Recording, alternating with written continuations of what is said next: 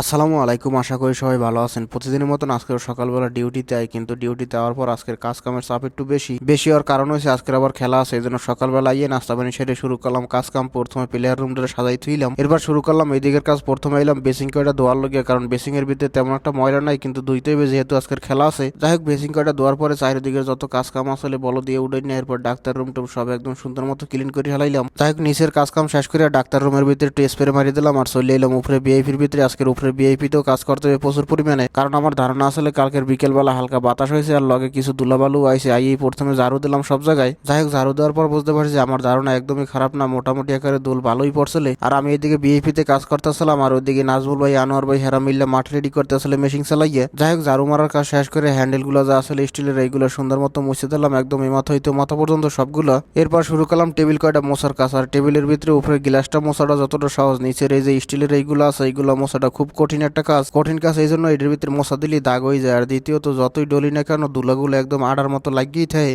উপরে এমনি মোট টোটাল ছোট ছোট 4 টেবিল আছে, এই 4 টেবিল মুছতে আধা ঘন্টা সময় লাগিয়ে যায়। যাই হোক, টেবিল মোছার কাজ শেষ করে চেয়ারগুলো মুছে দিলাম। এরপর শুরু করলাম মুভ মারার কাজ। আর মুভ মারার কাজ শেষ করে কিছুক্ষণ পর আবার উপরে এলাম চেক করার লাগে যেন সবকিছু ঠিকঠাক আছে কিনা। দেখি মাসাল্লাহ সব ঠিকই আছে, ফ্লোরের দিকে তাকাইলে চেহারাও দেখা যায়। যাই হোক, এরপর নিচেই দেখি আজকে সকাল সকালই বাইরের টিমের প্লেয়ারের গাড়িও আই পড়ছে। এমনিতে প্রায় সবসময় বাইরের টিমের প্লেয়ার আই 2টার